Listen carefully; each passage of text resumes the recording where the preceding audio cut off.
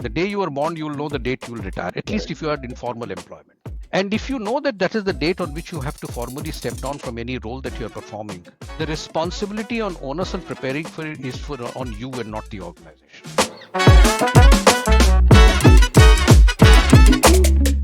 Welcome to the new episode of Flex Executive Code.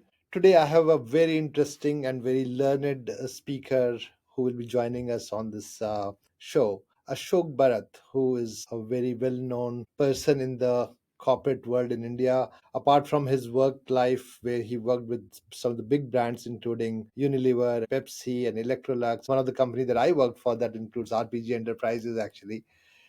He has also been involved in multiple different associations, Bombay Chamber of Commerce. He has been involved with the SOCAM, Bengal Chamber. So, multiple different touch points with the industry associations as well as boards. So, as part of the conversation today, I thought it will be wonderful to hear Ashok's views on purpose and profit. How boards are looking at that, and how can actually they keep the balance? What are the contradictions? What are the paradox? And of course, since Ashok has the experience of working with so many different senior leaders, I would love to also tap into his experience and his perspective on how does he look at the new chapter of how people are building their career post retirement. So, welcome, Ashok. Thank you so much. I'm honored to be on this show. I know that we have always heard about organizations focusing on profits. That's what they are meant for. People talk about this theory from Friedman, saying how should organizations focus on purpose. They are spending shareholders money, so there should be something about return. But also we are lately seeing that organizations are actually becoming almost redundant if they don't focus on the bigger picture of society, sustainability, making sure that the purpose is very clearly defined. So I just wanted to have your perspective on what you are seeing, what you are thinking, and also what you're seeing around you in terms of the ecosystem that you operate in, Ashok. Thank you very much, Karunesh. As I said, it's a privilege to be on this show, and you've picked up a topic which is philosophical and practical at the same time. So let me start by saying that I don't think we need to over romanticize this concept of purpose. Every enterprise, whether it is a not for profit or for profit, serves a human need directly or indirectly. But a business enterprise, by its very definition, has to have creation of a self-sustaining existence for itself as its core purpose. You cannot have altruism driving the purpose of a business enterprise. It can be, obviously, it's important to do something which is important for society, which is contextual to a country's requirements and expectations at that point of time, but it should also make business sense. What's the point of having a purpose, however exalted it might be, if it does not derive any economic value? Nobody would want to invest in a company which does not pay its wages on time, does not pay its suppliers on time, does not produce a good product or a quality product or quality service, faults on its loan obligations. And I'm saying this, it's very important in the Indian context because, recently, some years ago, there was this huge issue about NPAs, etc. And this philosophical debate of purpose came up, or even when the coal mine auctions were rendered infructuous, or the 2G scam happened. At that time, none of these companies were involved in a business which didn't have a great purpose. It was actually so important for the infrastructural development of the country. And yet, because it did not follow certain rules and laws, because it did not make business sense, companies defaulted. The government and the legal system had to take a very strong view. So at the end of it, there has to be an economic purpose behind every purpose. The second is that purpose by itself is not good enough. It's not an end in itself. It is a part of a journey. And the last but not the least is that purpose also has to be very contextual. It cannot be a part of a global fashion. The purpose has to be relevant and germane to the country's and society's needs at that point of time. Having said that, I would also add that I see increasingly now, and this is a good sign, that in boards there is a conversation about morality, ethics, conscience, environment. They have become a part of the lexicon of the board conversations. Such a good context that you provided here.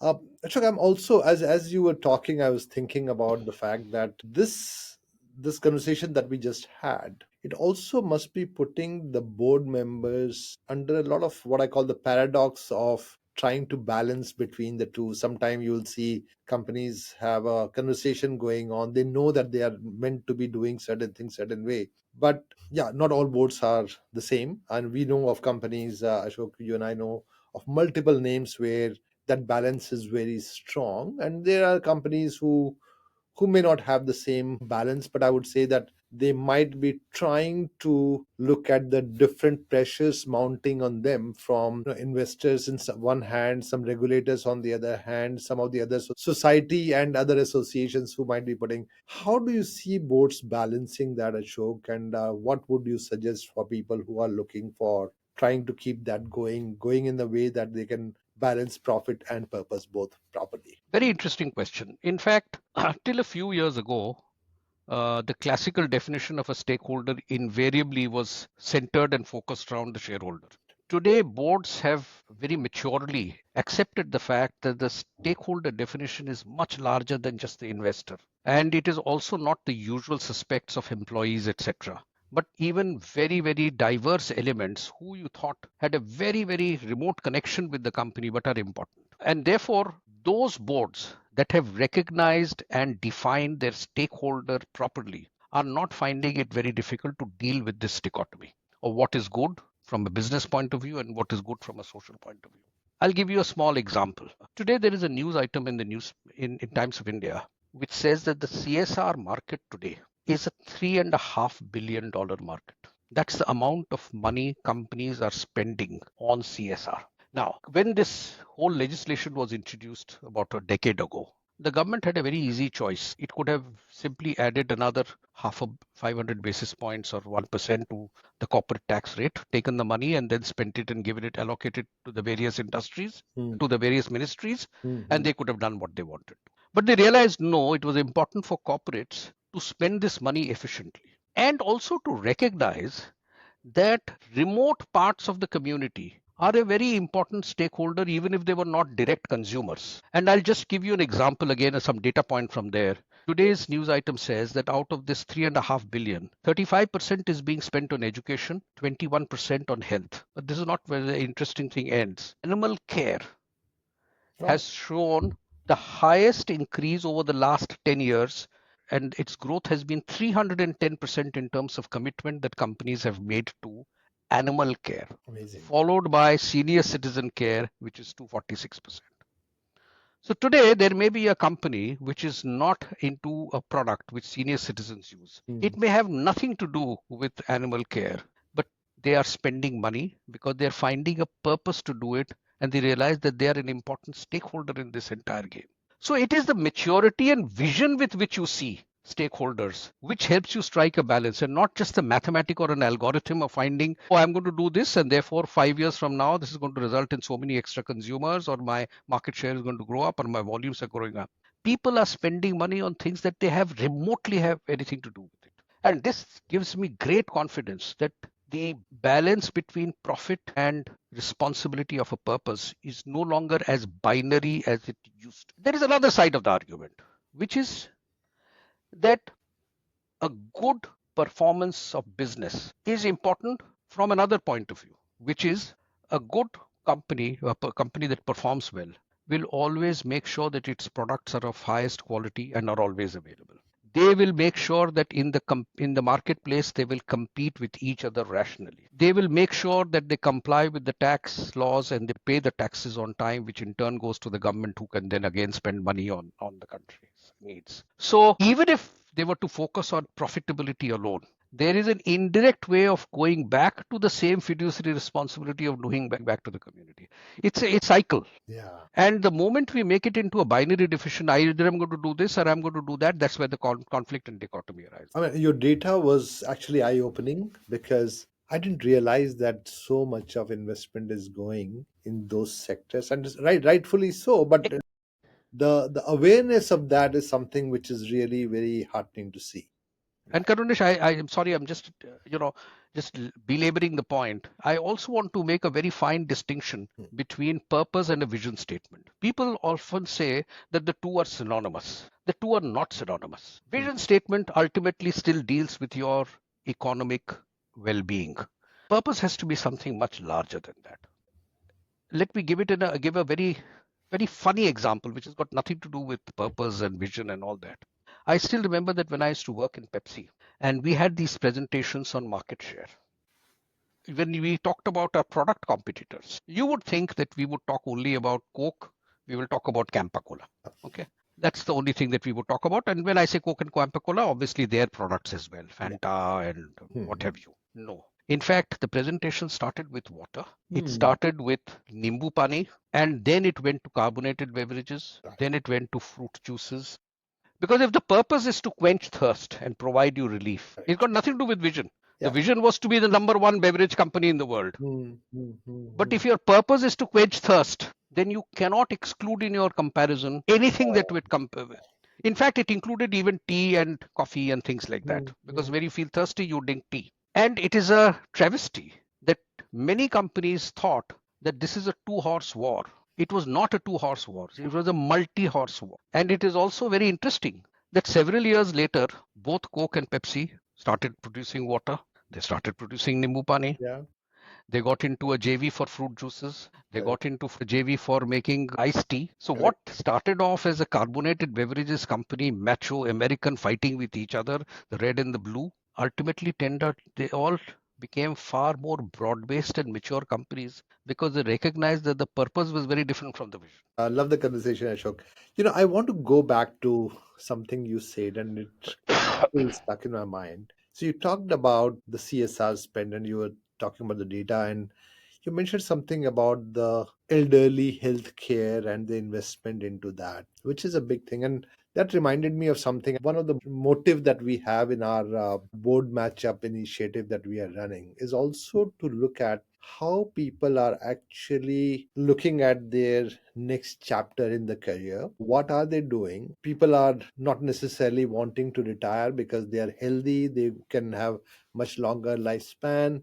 They are, I call them retired but not tired people who are Mhm. really keen to continue to work. And with your experience with Chamber of Commerce and so on, you're interacting with a lot of people who are actually in that group or that phase. I want to hear, because my audience is looking for that advice constantly, that how do they build that next chapter? Number one. Number two is, in Indian context, particularly when people look at board, look at advisory opportunities, what kind of advice will you have for those people and how should they go about it? I must have your inputs on this topic Mm. here. In 2023, I wrote a paper for Niti Aayog, and this was based on my experiences. I had retired from corporate life in 16, and based on my experiences in the 2 years of COVID, I realized that this was the silver citizens, as I call it, was one of the largest manpower resources that the country had, which was being underutilized. And I wrote a paper for them saying that how the government should institute a scheme to start involving people who are silver citizens but who are still fit physically and mentally. Many of them willing to give back to society, not for any economic gain, but only to share their wisdom, and how to harness this huge talent base that existed in the country but was being not used only because you had a cutoff in terms of biological age to Correct. render them inaccessible to your formal system. It took me 2 years to finally convince Niti Aayog, and last week they announced that they have set up a task force to look at this proposal. So I consider it a very singular personal achievement. But let me come back to my personal experience. When my first suggestion would be that your date of retirement is well known the day you were born. And if you know that that is the date on which you have to formally step down from any role that you're performing, the responsibility on onus and preparing for it is for on you and not the organization. Agreed. Okay, so this is the first proposition. That the company has not done it. Been taken by surprise. I don't know what to do. I think these are excuses which need to be admonished and not appreciated. The second is, in order to prepare yourself for it, you have to start 5 years before you are formally retiring. So it requires preparation. The third one is that you have to create an identity for yourself, which is distinct from just being the carrier of a visiting card from the employer. Ashok Barat, the person, Karunesh Prasad as the person, should be as well known to the community. And when I say community, is not just the social community, but also the professional community in which you operate with as much respect as Ashok Barat as the managing director of XYZ company. Your name and your visiting card should both coexist in terms of visibility and terms of respect. That's the third. The fourth piece of advice would be that doing something post your retirement cannot be a hobby. It has to be done with as much passion and commitment as you were doing a role. Except that you have one choice. And that choice is a very big choice, which actually should motivate you to do even better, which is that when you are a part of a formal organization, you do what the organization asks you to do. Here you have the ability to do what you want to do.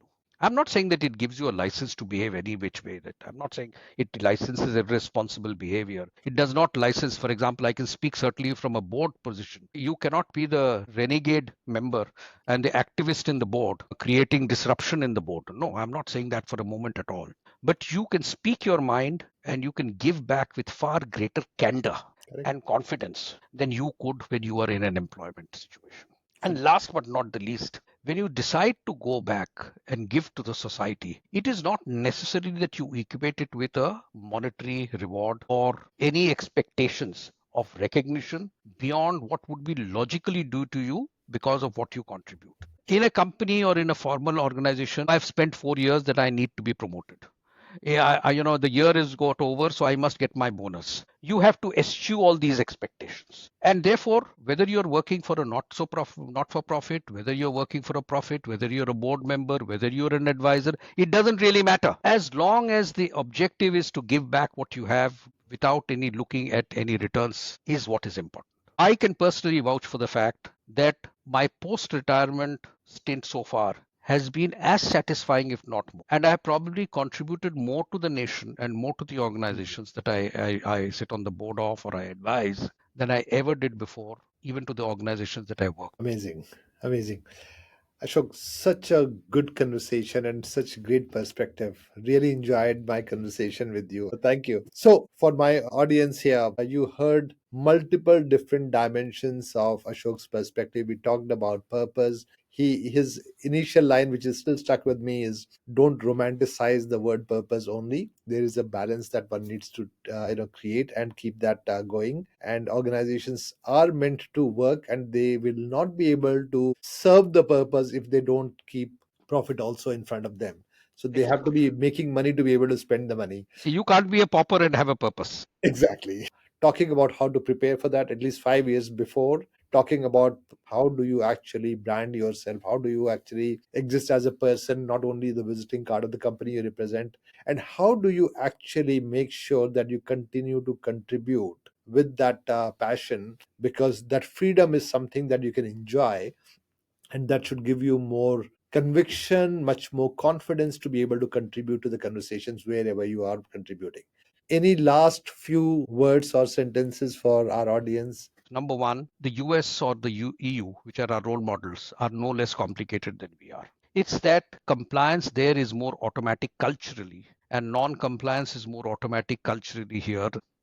Second, regulation is like a clutch. Purpose must have some kind of a convergence with regulations. People say that, the entire game of purpose has to be self driven. I don't subscribe to that view. It has to be self driven, but also it needs a regulatory clutch. I always call it a clutch. I don't call it an accelerator. I don't call it a brake. The second, and this is very, very important, step back 15, 20 years. The purpose of the company was the purpose of the owner. Whoever was the owner of the company, if he felt that it was a good business, it satisfied his conscience, it satisfied his test of morality, it was good enough. And therefore, that became the purpose of the organization.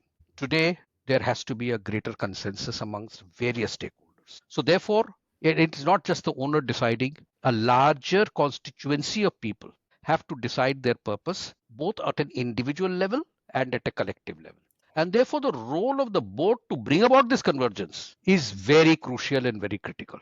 Because today, businesses are very complex partnerships and not just a employer and an employee relationship.